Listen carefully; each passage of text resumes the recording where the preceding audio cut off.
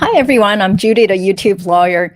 A bunch of my subscribers have been telling me that I should do some sort of reaction or give some commentary about the Johnny Depp versus Amber Heard case.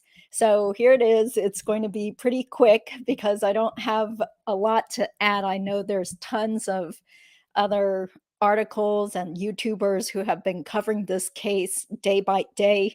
To tell you guys the truth, I wasn't really as interested in this case because the case of Catherine Magbanua for the murder or conspiracy to murder Dan Markel, that trial just ended. So I've been really busy watching that trial instead and reading up on everything that was going on over there. But just to give some commentary here, I was pretty much unbiased going in. I'm not really a big fan of either one of these people, and I haven't really seen most of their movies. I do remember back in the day when Johnny Depp was first bursting onto the scene, and he was like the heartthrob back in, would you say, the late 80s or the early 90s when he was on 21 Jump Street. But even then, that show was a little bit too mature for me. But it's just amazing that Johnny Depp has had such a long career where he's been the leading man in so many movies, and his popularity has really held up for how many years would that be? Like more than 30, 35 years.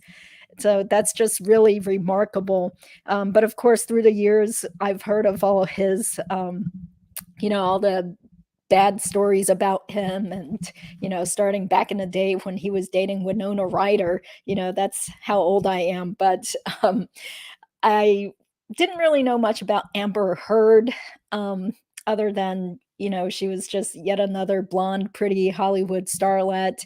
And so it's just really sad that so much dirty laundry was aired in this trial. It dragged on for, I would say, what, like a month and a half or something. And I mean, it is slightly interesting to me because it took place also at the Fairfax Circuit Court. And that's the courthouse that I went to all the time back when I was a law student, when I interned across the street at the Fairfax County Public Defender's Office. And then when I also worked for a small firm in Tyson's Corner, we often went to that Fairfax courthouse. So it's pretty cool to see that that courthouse is now like the center of all the action, and so many people actually went out their way to travel or even fly over there because they wanted to see Johnny Depp and get into that courthouse and be there to cheer or hold their signs and everything. I mean, it's just insane, reading the news articles about some women that spent thousands of dollars and couldn't wait to just hang out on the sidewalk waiting to catch a glimpse of Johnny Depp. My God. So I am totally not a fangirl of him, and heard some of those rumors of him just being a drug addict, or just all his relationship drama, drinking problems and stuff. So I'm sure we all got a big earful of that if you have been really glued to the internet reading about this case. So thank you guys for joining in. Hi, Sonia Elaine. Yeah, thanks for using me as your lawn mowing entertainment. I appreciate you tuning in. And let's see here. I didn't really understand what part she won, so I'm glad we will hear your take on this. Yeah, so I'll be glad to touch a little bit on that. But again, hi, thank you for being here. Of course, disclaimer is that I did not watch most of the trial. I've read a lot of articles recently. I've watched YouTube videos and summaries, and it's pretty cool because just the other day I saw this other YouTube channel, and now I can't remember the name of the channel, but it has a ton of, probably hundreds of thousands of subscribers, and it's about like interpreting body language. And so that guy is a professional in terms of like maybe psychology or evaluating people's body language and gestures. And then he brought on this other attorney from Virginia who is into woodworking, and his channel has blown up too because he started covering the Johnny Depp trial, because I guess his information was relevant as to Amber Heard's allegations that Johnny was so mad that he broke a certain part of a bed or something. So this attorney who's into woodworking and knows how to build beds was explaining why that wasn't possible. And I guess he also enlarged a photograph that showed there's a pocket knife on the bed that Johnny allegedly had busted up or something. So anybody who's a real big fan of them or who really paid attention to the trial, feel free to jump in with more information and tell us how you feel about the verdict, because, I'm not claiming to be an expert on this. I'm just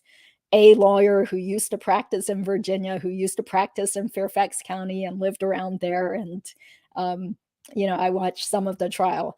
And I also saw a lot of those quick little clips like on Twitter or YouTube where somebody compiled funny moments of testimony or moments when Camille Vasquez, the attorney, was objecting and winning and cross-examining Amber Heard. So, it definitely was entertaining. But ultimately, it's kind of like, well, the main theme of this case, though, has to do with domestic violence, and that's a very sad thing. And of course, it's all about Amber embellishing her experience as a self-alleged or alleged domestic violence survivor and trying to build up her fan base by getting sympathy and trying to be a spokeswoman for abused people. But based on what I saw, I also saw a lot of the cross-examination of her by Camille Vasquez.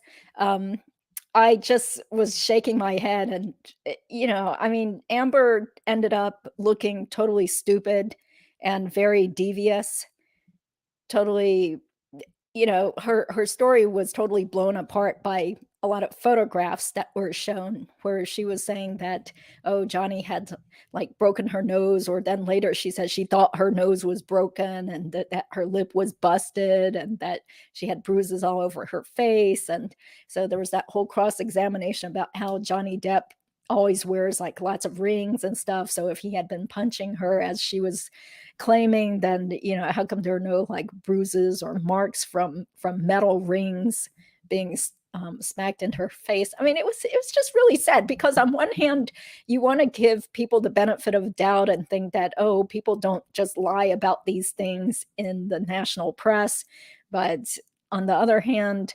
there certainly are people that are very dishonest and will do anything to gain sympathy or manipulate the public and try to rile up their fan base by embellishing things or totally making up things. So the photographs that the attorney showed where Amber Heard's face was blown up, there were multiple photographs of her being on that talk show the next day after she alleged that Johnny had beat her up and that her nose supposedly was broken, or she thought it was broken. She looks totally fine in that. So it is distasteful. But then on the other hand, just thinking more about this case, since I have handled a handful of different litigation cases that involved allegations of defamation, I thought that Johnny would win. So I was expecting him to win, but then I was thinking, well, but what are his damages? Can he really prove that he was financially hurt because of the things that Amber Heard had written about him? And before I heard the verdict, I was thinking, based on what I've seen, I would say that he should win on the defamation case, but I would have given him something piddly like $5,000 or $10,000 or something, just kind of like a little slap on the wrist. But I did read articles and read about the quotes from his agent and other people who had worked with him that said he was kind of on a downhill slide, that people were already knowing his reputation for constantly being late and making everybody wait around for him and not memorizing his lines, and just, like his value, typically, especially in Hollywood, when the actors or actresses get older and stuff, they really aren't as marketable anymore. And in fact, there are so many wannabe actors and actresses who only made it big for a year or so, or they got to be known in one movie or a couple of movies, and then you never hear from them or see them anymore. Then later on, there might be a, whatever happened to so and so, and it turns out they're like working in a grocery store, bagging groceries or selling real estate or whatever. So I just thought it was very speculative. I didn't see all that testimony though about his damages. So again, if you actually watched that part of the trial where anyone was testifying as to Johnny Depp's alleged monetary damages, then please jump in the comments and feel free to school me on that. But I mean, I really wouldn't have if I were on a jury. Yeah, that's why I thought it was kind of funny when the originally everybody got excited because we thought the verdict was coming, but then it turned out that the jurors had forgotten or somebody neglected to put in the monetary amount for the damages. So at that point, pretty much everybody knew that somebody had won. Probably Johnny Depp had won his case, but they weren't sure how much to give him or something. But luckily, the jury didn't keep us in suspense for a really long time. And they came back probably within, say, like 15, 20 minutes to give the verdict. So Johnny Depp basically won on all three of his claims. And as you guys probably heard, so it was compensatory damages of $10 million. I was shocked. I couldn't believe that the jury would award him $10 million. And then punitive damages actually awarded by the jury are $5 million. But as the judge later, you could sort of hear her say that under Virginia law, the punitive damages are limited to $350,000. For Amber, she lost on two of her three counts, but or claims, but the claim that she did win on, this one I'm not as knowledgeable about because I didn't actually hear the testimony about this, but it had to do with her alleging that someone named Mr. Waltman, I guess an agent working for Johnny Depp, had told the press, the Daily Mail, in an article, he was quoted as saying, quite simply, this was an ambush, a hoax. And they're talking about when the police got called to a penthouse suite where Amber claimed that she had been assaulted by Johnny Depp, but supposedly in this quote, Mr. Waltman was saying that first, the police arrived and then quickly left because they realized that Amber was lying. And then after the investigators left, then Amber and her friends supposedly roughed the place up and made it look, they staged the scene and spilled some wine and then placed a call to 911 to make up a bunch of lies. So I don't know about all those facts, but that's the one claim that Amber heard won on. The jury found that, yes, that was defamatory, that this person, Mr. Waltman, published it at the behest of Johnny Depp, and that it was about Amber Heard, that it was a statement that was seen by other people, that it was false, and she had proved that the statement was made with malice. So the jury awarded her compensatory damages of $2 million and $0 for punitive damages. So ultimately, Johnny Depp wins out. Of course, either side can still appeal the case if they still want to spend more money on attorney's fees. I saw an old article mentioning that Amber Heard had already spent $6 million on her attorney's fees, but who knows how much they are at this point because, the trial lasted for so long.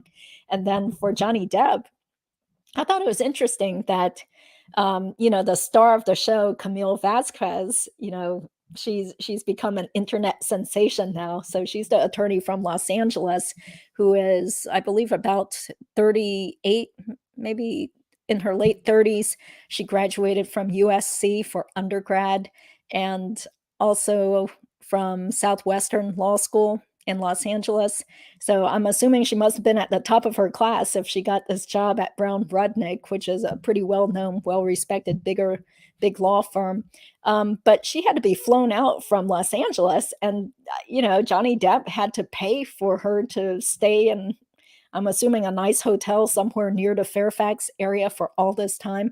So she must be like a big star because she did a great job with her cross-examination and everything, and people really liked her and took to her.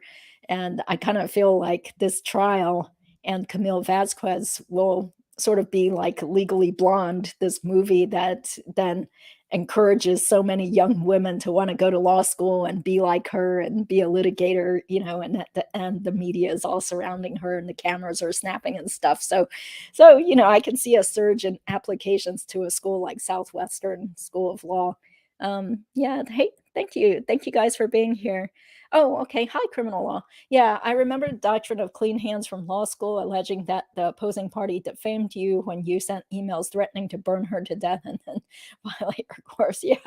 Oh, okay. Yeah, how awful. Well, what's your take on the case? Would you have, if you were on the jury, would you have um, voted for Johnny or Amber, and how much in terms of compensatory or punitive damages do you think would have been proper?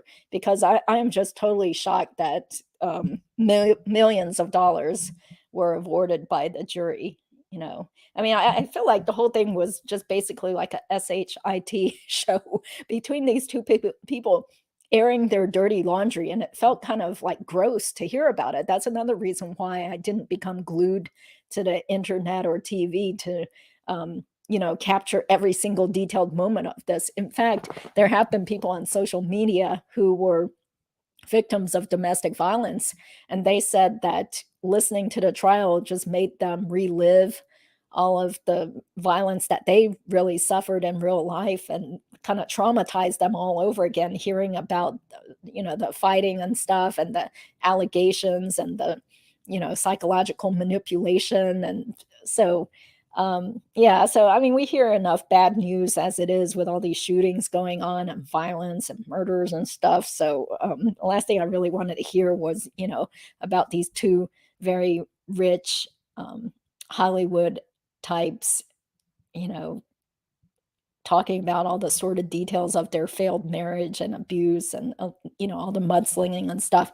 Yeah, because as a family lawyer or doing divorce cases and some domestic violence cases, I've definitely heard all sorts of um, crazy stories. And then there were plenty of times when I would get into court all riled up for my client, and then find out that, oh, okay, so there's another side to this story, and things that the client didn't tell me, and things that are bad for my case. So, just one example, one of the early domestic violence cases I handled a long time ago.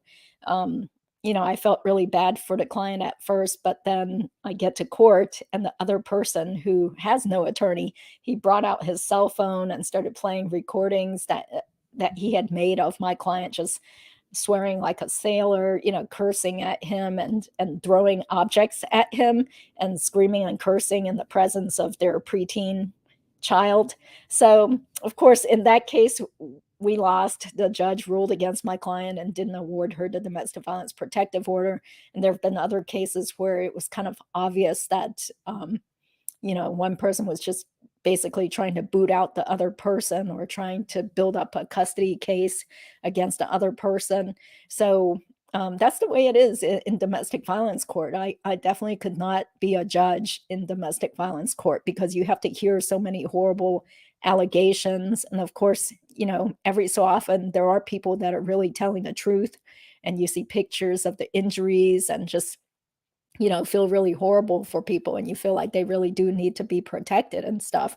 But you definitely have to be able to discern, like, what is BS versus, somebody lying, somebody having another motive to try to get at the person, just making stuff up against someone to try to ruin them. What are the consequences to the person having a domestic violence protective order entered against them? Because that is public record, that people can just do a little bit of sleuthing and find the whole file and see the allegations made against a person.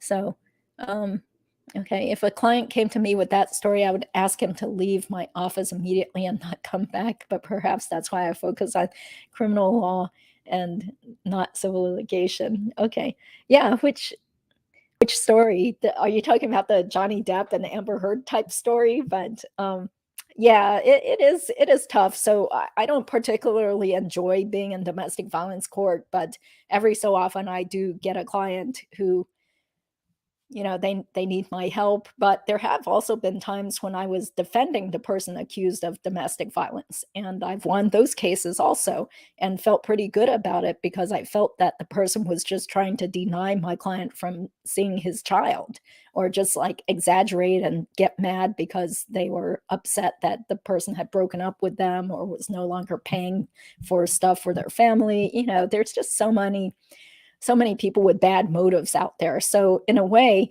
I think that's why some people are glad that Amber Heard got her comeuppance in this case, because there was just so much evidence that contradicted the things that she had said. And then that whole thing about her claiming that she was donating $7 million to the ACLU or some charity, and then it turned out she really hadn't donated it, but she tried to claim that pledging and donating meant the same thing.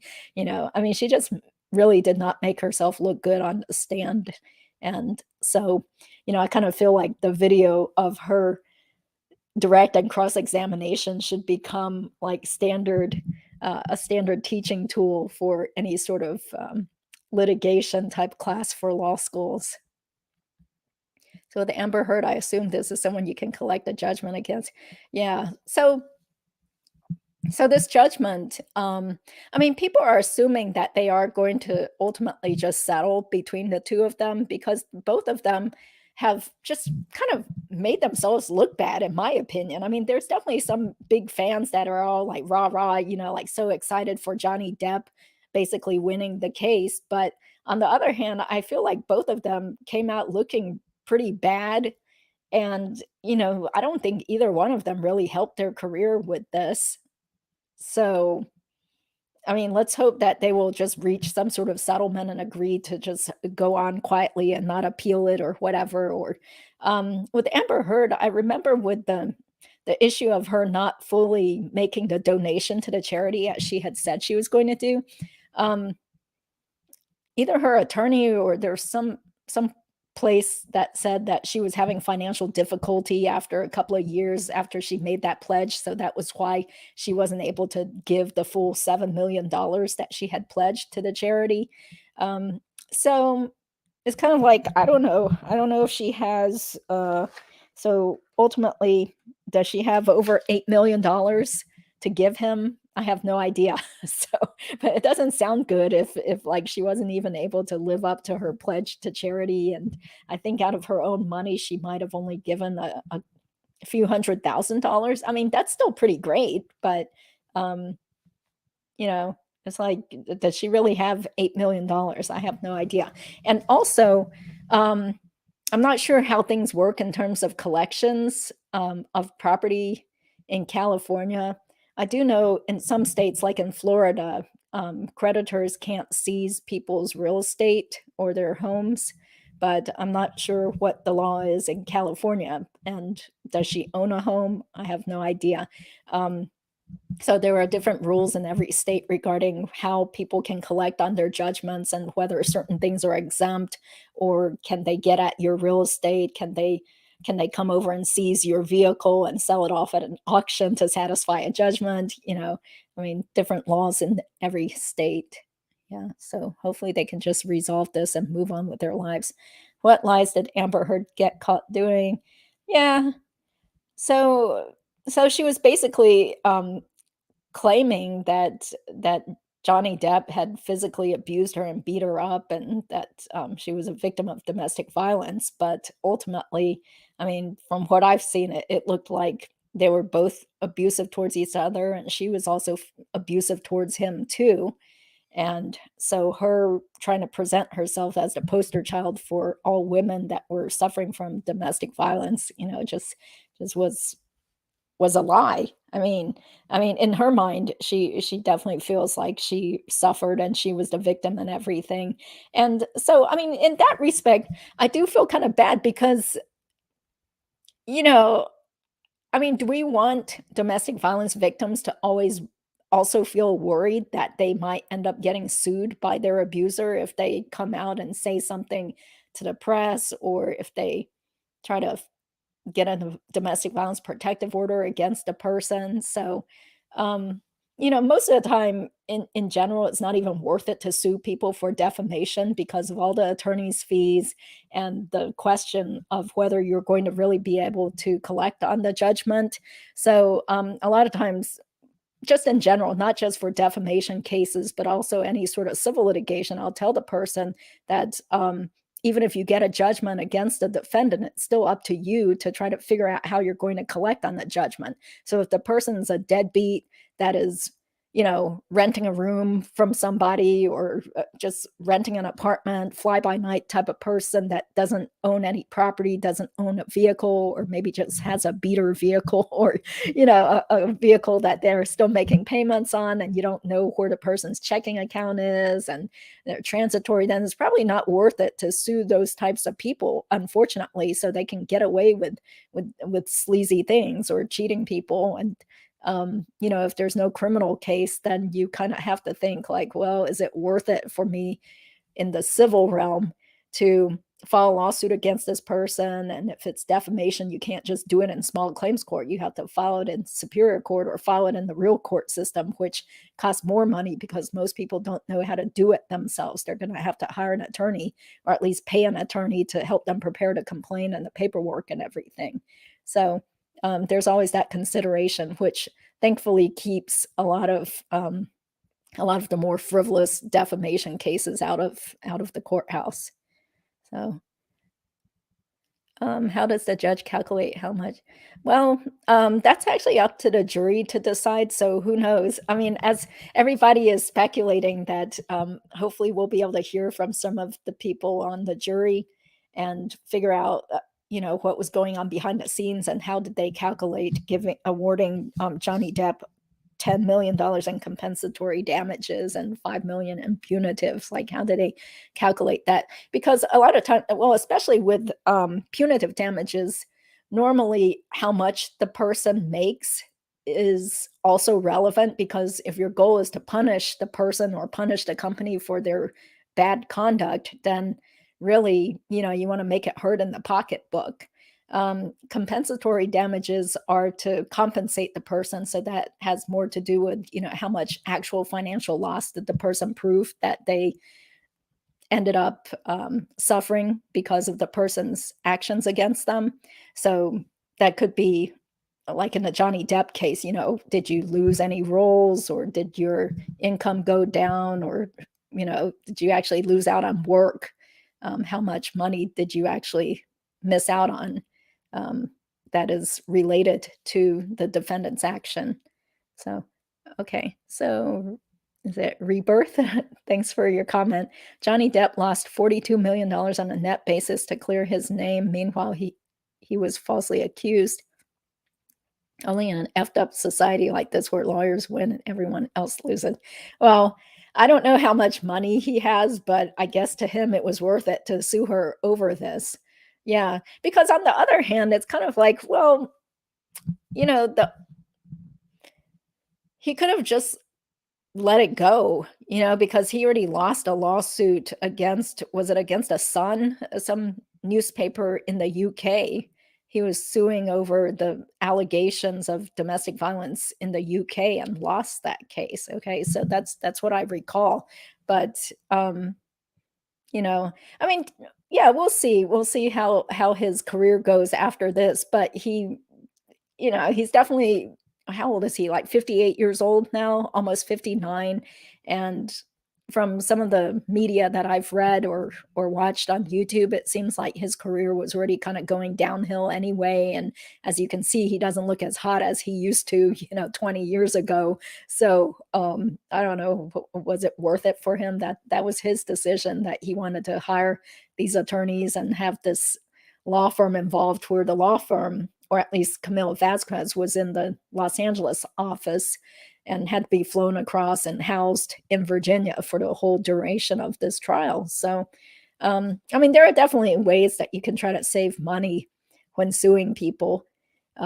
Obviously, you don't need to hire the biggest, most expensive law firm or the most expensive lawyers and fly them in from out of state and stuff. Or, for some people that are pretty resourceful, they figure out how to file lawsuits themselves. Unfortunately, I'm dealing with a pro se case that involves defamation right now.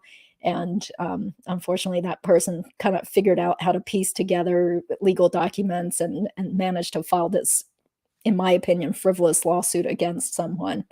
So, okay, you make a good point. I guess it was up to him, but what I take from this is when you make a lot of money, even if it's ethically and legally, it will be extorted from you one way or another. Yeah. Well, I mean, that's why a lot of rich people already have lawyers on retainers, right? Or maybe they have lawyers in their family that can help them out, or um, it's kind of almost like a cost of doing business. Although for companies, a lot of companies do have insurance that would end up paying for their legal defense if the company got sued. And surprisingly enough, a lot of people don't realize this, but if you're a homeowner, you have homeowners insurance, if you get sued, oftentimes your homeowner's insurance will also pay for your legal defense, and they might also cover any sort of settlement or judgment that might be entered against you. So it really depends on what kind of case it is. But I have been involved in cases where it turned out that my client had homeowners insurance that would cover the defense. And so, that was really wonderful, because otherwise it would have cost them a lot of money to hire attorneys to defend them in the private sector. But there were cases where they still wanted to hire me anyway, because they thought it would be nice to have their own private, actual attorney, as opposed to the insurance company attorney helping them in the case.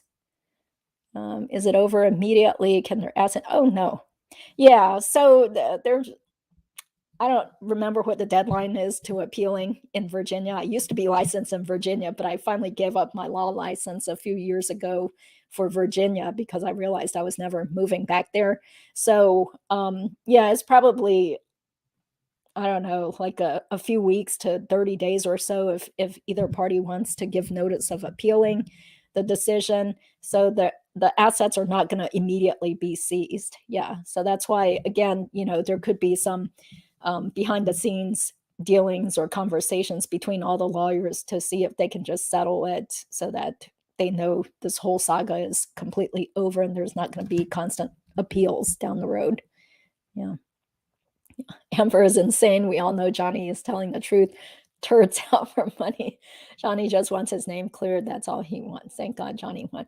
Yeah, I mean, I'm glad he won after I saw, what I did see of the trial and the evidence that was shown and stuff. I was like, oh my God, this lady is not helping the cause for actual real victims of domestic violence. Yeah. I think this might have helped Johnny Depp because she had won the previous. Yeah, yeah. So, I mean, it definitely winning a trial definitely helps people, right? And it seems like he had so many fans and so many people that just really wanted cheering him on and posting on social media and everything. So, yeah. Homeowners insurance and umbrella insurance, that being said, those are insurance companies' job. It's literally to not pay claims if they can help it.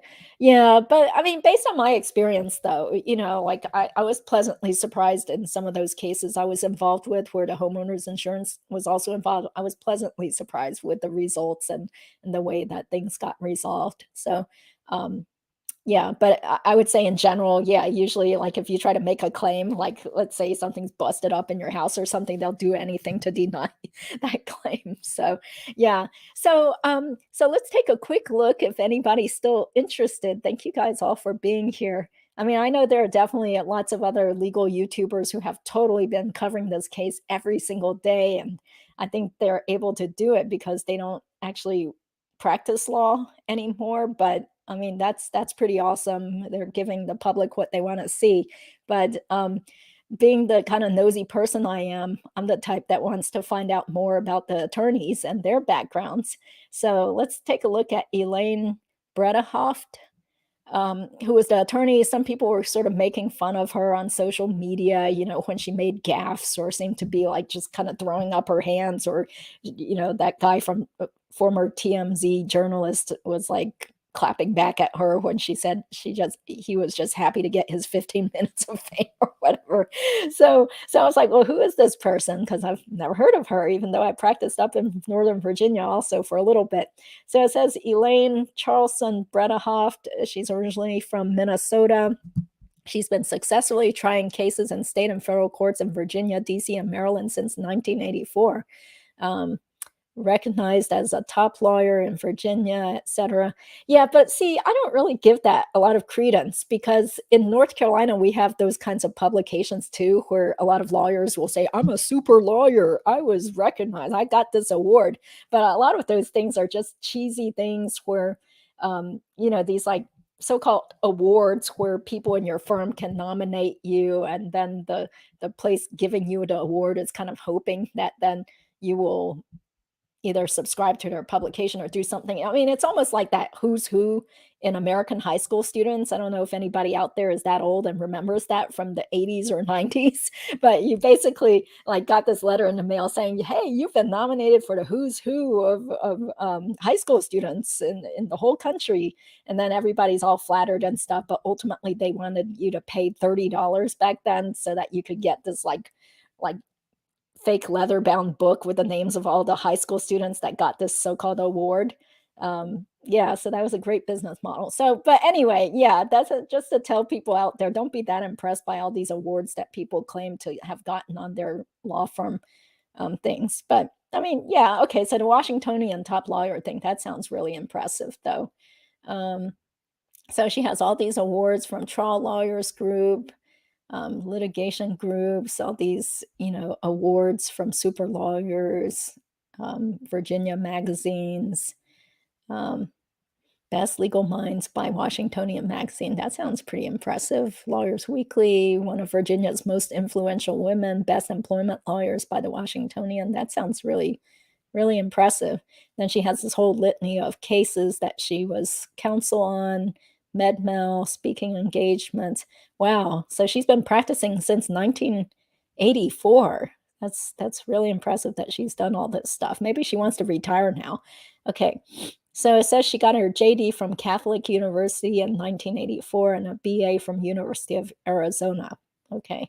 So that is Elaine Ben.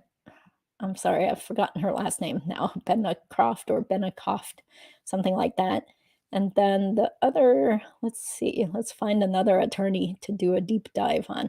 Okay, so everybody loves Camille Vasquez, right? So, I mean, I have to admit, she's very pretty and photogenic, and she was very well spoken for. I mean, she was so quick on her feet. I mean, I'm very, in awe of her litigation skills. And so she's now like a big role model for a lot of Latinos or Latinas that are interested in going to law school now.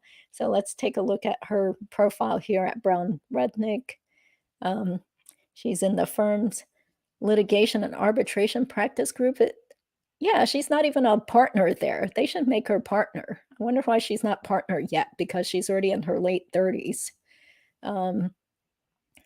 So it says that she focuses on plaintiff side defamation suits with additional experience litigating contract disputes, business-related torts, and employment-related claims. She's adept at formulating offensive and defensive litigation strategies, crisis communication issues. Before that, she was an attorney at a national firm in Los Angeles.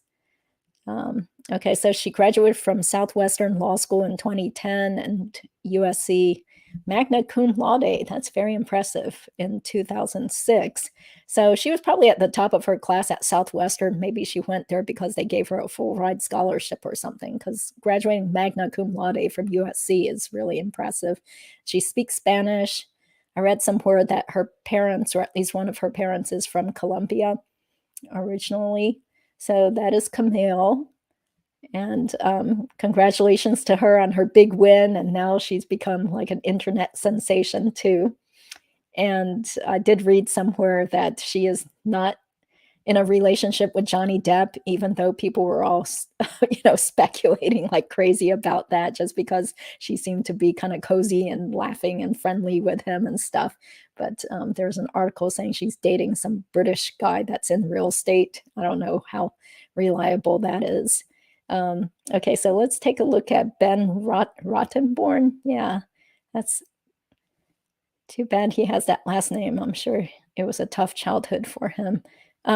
Okay, so he's at Woods Rogers. I definitely heard of that law firm before. And he's a principal or partner there, and went to Stanford for law school and graduated from UVA with highest distinction.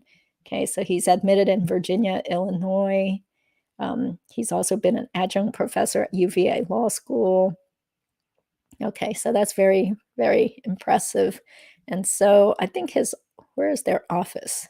Is it in Reston or something? Yeah, somewhere up in northern Virginia. So that is Ben Rottenborn. Yeah, if you guys had some favorite attorney or any like really great attorney moment that really stood out for you in the trial, feel free to share that. Let's see. And then let's take a look at Benjamin Chu, also from Brown Rudnick, but in their DC office. So he's very impressive also. In the DC office, he's a fellow of the American College of Trial Lawyers, a prestigious invitation-only society of senior trial counsel in the United States. Okay, that sounds awesome. Sounds like he's done stuff in bankruptcy court also, done a lot of like big litigation cases, prosecuted successful derivative action claim on behalf of multiple investors, including Share. Wow, against major pharmaceutical company. That's interesting. Okay, so he graduated from UVA with a JD in 1988 and graduated from Princeton 1984. He also speaks Spanish. Well, that's interesting. So he's admitted to the DC and Virginia bar as well as the Republic of Kosovo. Okay, so that's very impressive. I wonder how much Johnny Depp was being charged by them, but probably like over $1,000 an hour for one attorney. Yeah. And then also I did want to also share this because I don't know if anybody was interested in the judge or hearing more about her, but her name is Penny Azcarate. I hope I pronounced that right. So I thought it was funny that someone put on Twitter that she had walked into the courthouse wearing a Winnie the Pooh backpack. So I mean, I guess that was a legitimate picture of her, but it was interesting because when you see the close up of the photo, she's like got this kind of like strange leather tote bag slash backpack thing slung over her shoulder, and it has this like I don't know, like a printing of a Winnie the Pooh cartoon on it. So very interesting, but it really makes her seem like a pretty cool person, right? That a judge would be carrying a Winnie the Pooh bag.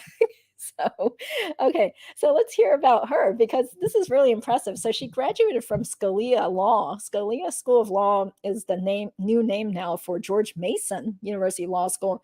And back in my days when I was at Georgetown, George Mason was kind of like on the bottom rung of the law schools in the greater DC area.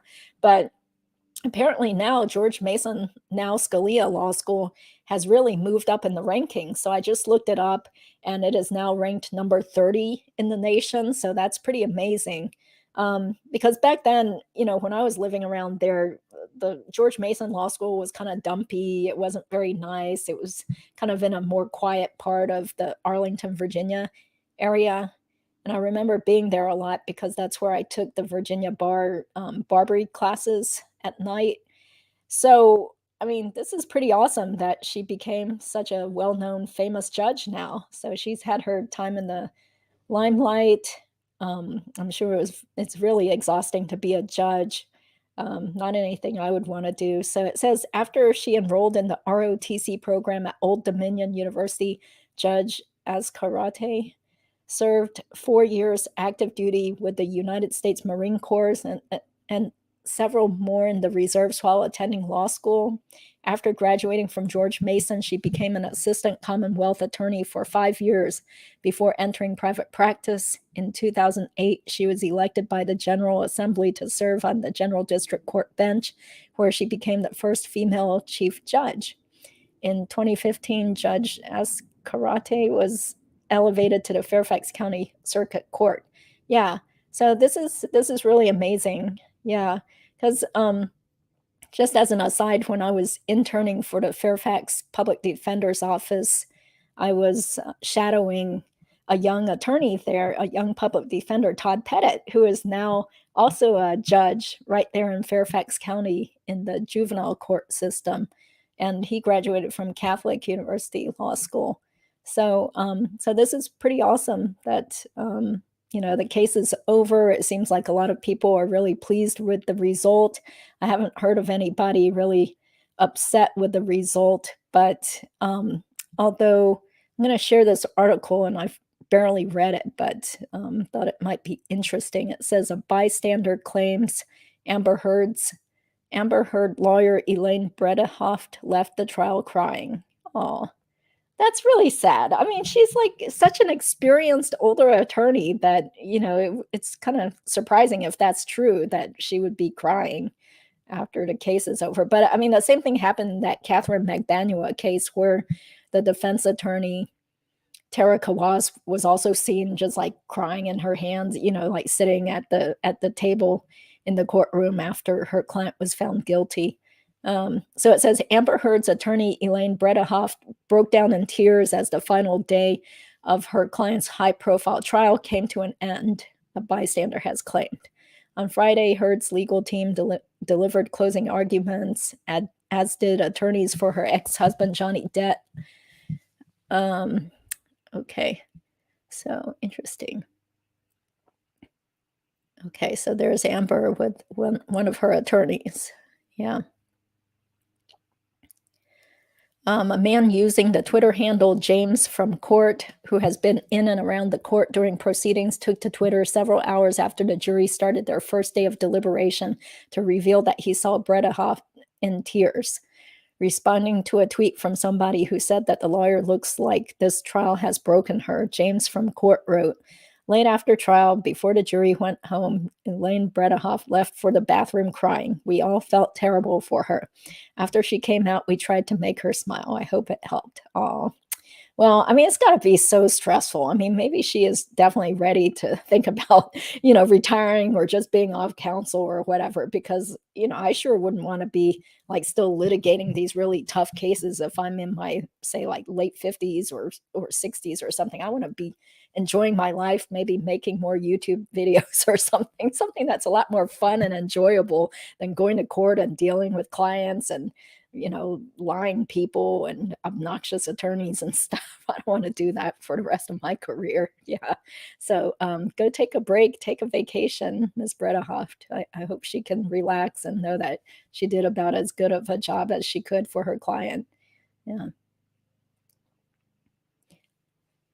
Oh, okay. Yeah, I heard about that too. So that's why people like Yuzuru Hanyu, the figure skater, couldn't bring his Winnie the Pooh um, Kleenex box cover, which he liked to bring to all his competitions because, of course, it had Winnie the Pooh on his tissue box. Yeah, just some skating trivia there.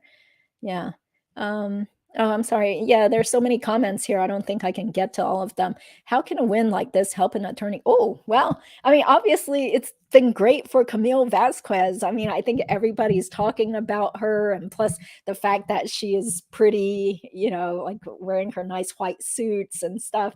I mean, yeah, so I can see her, who knows, like maybe she can sort of become a celebrity and she could become a legal analyst for some of the news networks or something. But she was pretty cool, like very articulate, and she did a great job. So anytime you have some sort of high profile case where the media is interested and people are interested to the point where they would be like camping out to try to get in to see the trial, yeah, I mean, it's great for the winning attorney's career. Yeah. Okay. Okay, just taking a look here. Hi, Kayak Seven Seas. Yeah, I'm sorry about this question, but I have no, what's this Rocky and Josh Drew divorced? Yeah, I'm sorry. I don't really pay it that much attention to like movie stars and celebrity culture and stuff, so I don't know the answer to that. Yeah, I studied counseling psychology in grad school. Amber's diagnosis of borderline histrionic personality disorder, I can assure you, is your worst nightmare, and her attorneys got daily beatdowns. I feel truly sorry for Elaine. Yeah, yeah, because doing divorce cases too, I see a lot of people with some sort of psychological issues, or they're just stressed out and depressed in general, and, some people are just very difficult to work with, and so, at least in this situation, the attorneys got paid well to deal with that kind of client, but there have definitely been times when I just didn't wanna represent somebody because I could already sense that they were just, like, a pain in the butt to deal with, or probably the type that would be, like, lying and exaggerating about everything, or driving me crazy, or coming back to complain about me if I didn't get them what they wanted. So, yeah, it is really tough when you have a client like that that you have to deal with because they're paying your bills, or because the firm decided to take on the client. Yeah. Let's see. Okay.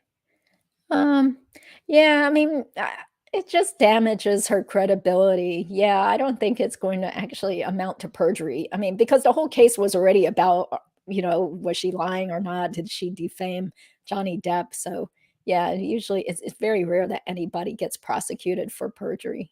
Yeah. Um, let's see.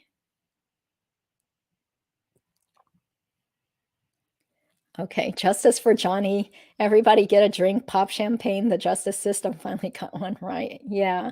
Well, I mean, I feel like, good for him, but I'm not like a really big fan of his or anything. And it's clear that, he has a lot of issues himself, and he didn't make himself look that great. And in fact, some people were turned off by his attitude during the trial, where sometimes they could see him just sitting there kind of chuckling to himself, or drawing with crayons or something, or just, I don't know. I mean, some people liked it, other people it was kind of a turn off, like, okay, you're not taking this seriously, and okay, we know you're like a rich movie star, but anyway. Yeah, so I'm not really going to be popping champagne or something, but it's definitely a very interesting case, and you know, just riveted so many people, because I was watching Emily D. Baker, the other legal YouTuber's channel, when we were all waiting for the verdict. And I was like, oh my gosh, over 300,000 people were on her live stream, just like watching. And we were just, listening to her shoot the breeze with her subscribers and stuff. And so many people were just waiting with bated breath. I mean, in fact, I was actually talking with another attorney about some other legal matters. We were talking on the phone, and she was like, okay, I gotta go because it's almost 3 o'clock and the verdict is coming out. And she was like filling me in. So if you're out there watching, thank you for for for the information to this lawyer that I just spoke to this afternoon. But I thought it was kind of funny that she had to end the conversation in order to get back online to see what the verdict was. Yeah. Okay. That's what I was thinking. It's like Johnny should win in all his case. Yeah, but although Amber did win on one of her claims, though, but the net result was that, he's supposed to be, awarded over $8 million. Yeah. Are you talking about the personality continuum?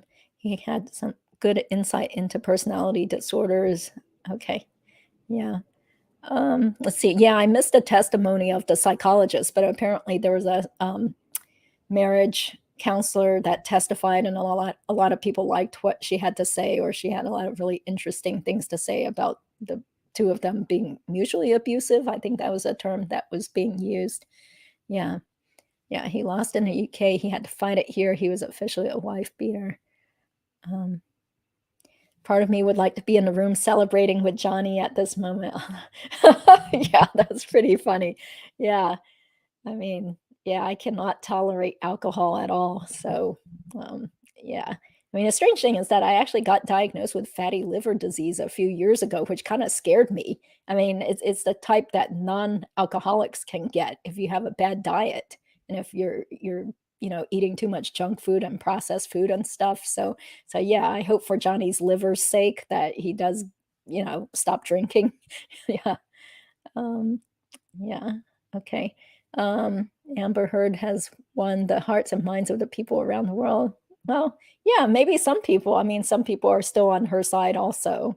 Yeah.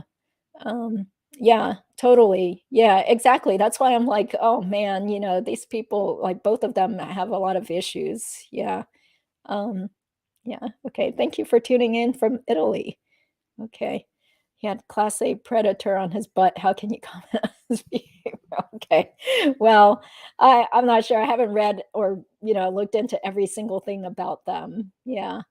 Okay. I work in a bench trial only jurisdiction where written arguments are almost always made post trial. Do U.S. lawyers get to make written arguments in jury trials?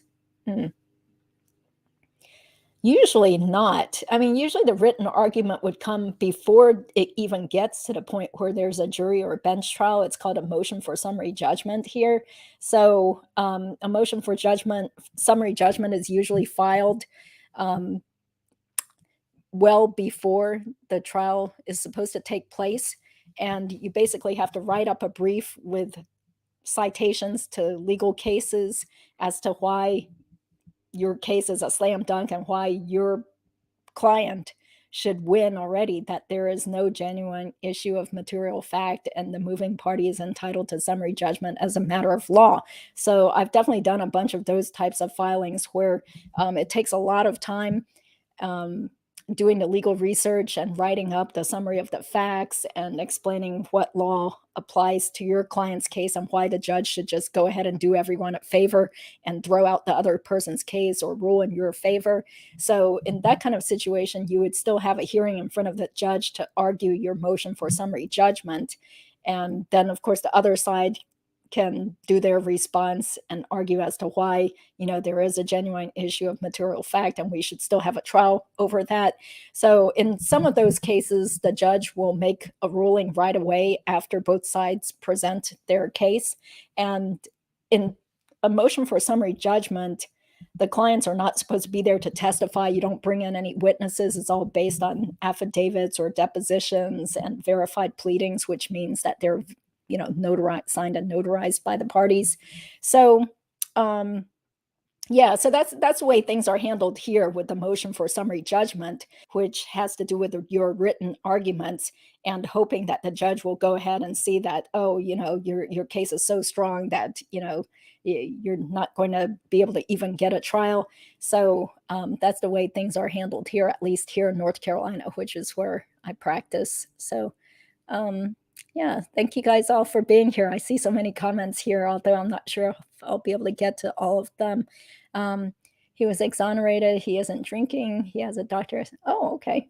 Yeah, yeah. I mean, she just sounds like a nutcase. Okay, yeah, and it's very sad because, like I said, there are cases where people really are being abused, and I like I said, I just really hope that this case doesn't make people in abusive relationships feel that they could potentially be legally liable or sued later on or potentially harassed with dumb lawsuits down the road.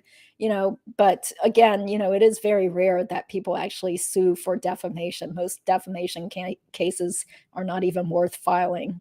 So yeah, her lawyers were kind of claim with that. Yeah. How do you feel about her statement? Oh, are you talking about like the statement that she just released right after the verdict was announced? Yeah, I don't have it right in front of me now, but I mean, I guess she felt like she had to make a statement to just kind of remediate her reputation because it does seem like a lot of people out there on social media are really down on her and think that she's like an idiot and scumbucket and lying and unethical and stuff. So of course she has to make some sort of palatable thing about just kind of acquiescing to what the jury's verdict was. Yeah, she's lucky lucky to be alive. Okay. Um, yeah, I couldn't believe how bad Amber did on the stand. It was clear she was acting badly. Oh, yeah. Yeah, totally. And who does she think she's kidding? Can the jury ask her a refund? No, I think who knows? Maybe some of the people on the jury were excited to be there. I don't know. I know I would have been excited to be there as long as I'm not losing tons of income from not being able to work for so long. Yeah, but once again, I did see that YouTube channel about behavioral arts or being able to detect people's lies and behavior, through their body language. And so there were some really good videos that guy put together there. And, people talking about how she would like look down or divert her gaze or whatever, and whenever she would try to just be just trying to be dishonest with the opposing counsel. for example, explaining whether she really did donate that $7 million to charity or not. I mean, that just made her look dumb. It's like, do you think people are that stupid that what? Like she's not that hot looking anymore. Like what is she trying to do? Pull the wool over people's eyes because they're starstruck or something? I mean, I think she definitely did not present well on the stand, no matter how much the attorneys tried to prepare her, I'm sure. Yeah. Let's see. Johnny is enjoying. Yeah, I mean, I heard that he went to play guitar at his friend's concert, right?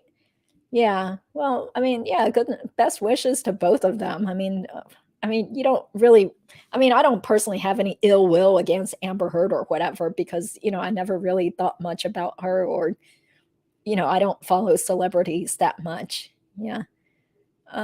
Could this work? No, I doubt it. Yeah, I don't think like a trial result here in the US has anything to do with what could happen in the UK. Yeah. But, do you think the jury did not know the maximum? Why would they make Yeah, I mean, obviously they weren't told that there was a maximum. I don't think so. Yeah, so that's why the judge had to mention that. Yeah. Okay, so he's appealing the UK trial. Okay, yeah, I know nothing about the legal system there or how it works in the UK then. Um, yeah, textbook sociopath with all the phony yeah. Okay, yeah, thanks for your comment. She's going to be suing people for defamation for years because of everyone who didn't. Yeah, well, who knows? Who knows? I don't know if any of those witnesses who got called were afraid that they're also gonna get sued or whatever, so, yeah. Oh, yeah, definitely. The statement was probably written by her publicist and one was prepared. Yeah, probably. Yeah, that's what Emily Baker, or somebody on that live stream suggested because their statements came out so quickly. Yeah, I can assume it's sort of like a presidential election where the candidates already have like a losing slash winning statement ready to issue. Yeah, I'm so glad on Johnny's behalf. I had nothing when I was accused, but it made my life so much harder. Oh, okay. So you were accused of domestic violence? Yeah. Yeah, I mean, it's so awful. I mean, this is another little side story, but another one of the domestic violence cases that I had a long time ago. This was probably like 15 years ago, but I still remember it because I got to cross-examine the the petitioner who was totally lying and just trying to get at my client because of a custody battle. So these were people that used to be married and they had one child between them. I feel sorry for the kid. I don't know what happened to that child, but I hope he still managed to turn into a happy, well-adjusted adult despite the fact that the parents totally hated each other. So it turned out that this lady had made false claims of domestic violence because she was really just mad at my client because they had had an argument over eczema cream and whether she had packed the kid's eczema cream in the backpack when it was the man's turn to have the kid or something. So I got to read out some really nasty emails that she had sent to my client where she was calling him like the biggest asshole, and if there were an Olympic event for biggest asshole, you would be the one that would win the gold medal and stuff. So yeah, anyway, it was kind of an entertaining case. I mean, on the other hand, it's like, man, I can't believe you're wasting the court's time, the judge's time, taxpayer dollars to listen to this kind of BS domestic violence type of case. But definitely, I agree that there are sometimes people that will just make up stuff because they want to get back at their exes or try to get advantage in a custody case. So, um, can she be asked to return the part of the settlement she didn't donate? Um, I'm not sure what settlement. Yeah. Oh, the divorce. Oh. Yeah, I don't think so. Yeah, once she got the divorce settlement, it was her money. And from what I read, she probably already spent it all, or, she was claiming that she just didn't have the money to make the rest of her pledge for the charity. Yeah.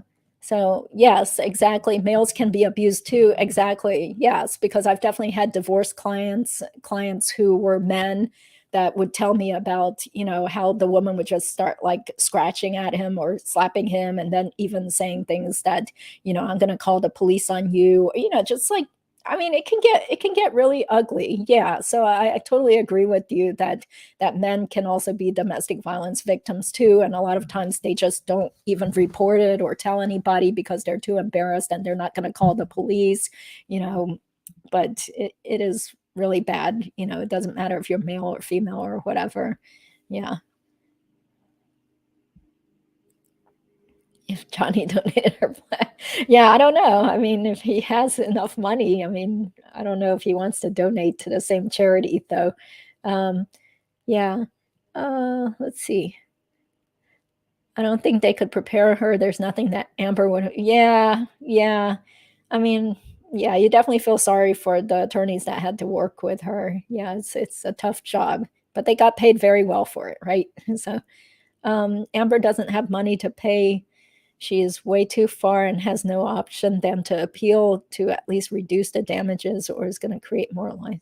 Uh, oh, okay. Well, I mean, if she really doesn't have that much money, then hopefully, Johnny Depp will agree to take less. They can have a private little settlement that's not public about that. Yeah, yeah. Um, Agree with you. If Amber wanted proof, I don't understand why domestic violence victims do not press charges. Wouldn't that fix all her problems? Yeah, I would say, just based on my experience in domestic violence court, I think a lot of times the domestic violence victims don't want, I mean, they're upset at what the alleged abuser did, but they also don't want the person to lose their job or have more ramifications of getting involved in the criminal justice system. So that's also like a tough decision for so many people. If you're married or you're in a relationship and you have children with someone who's abusing you, but yet that abuser is the one that makes the money for the family, or you're relying on that person for money, then it's like it's sad. Yeah, because then in a lot of cases people are um almost bullied, or they feel conflicted. They drop the criminal charges, or they might even drop the DV case because they're afraid that the person could lose his job or his security clearance. I mean, I'm saying he because in these cases I'm thinking about it always involved the man as the abuser, but clearly it could be the woman also. Yeah, because I'm also seeing more cases now as a divorce attorney where it's the woman that made more money than the man and is the breadwinner for the family. Yeah. Oh, Camille. Yeah, I think she should make partner. Yeah, I think she should become partner of the law firm if she wants to be partner. I mean, sometimes making partner at a big law firm isn't all that because then you have more responsibilities and you have to generate the revenue and be the rainmaker. But I mean, I think good things will happen for her, definitely. Yeah. Elon will perish. She's like, "Oh, really? Okay, well, I mean, he's already moved on with his life, right? So I don't know. Who knows if he would bail her out? That would be a surprise." Yeah. Have they been paid or has she pledged it? Yeah. Well, I'm sure with those types of law firms, they are not going to agree to represent her for free based on her pledge. I mean, see what happened with the charity that never got all that money or didn't get most of the money at all. Yeah. If I were Johnny, I would agree for less only if she came out with the truth.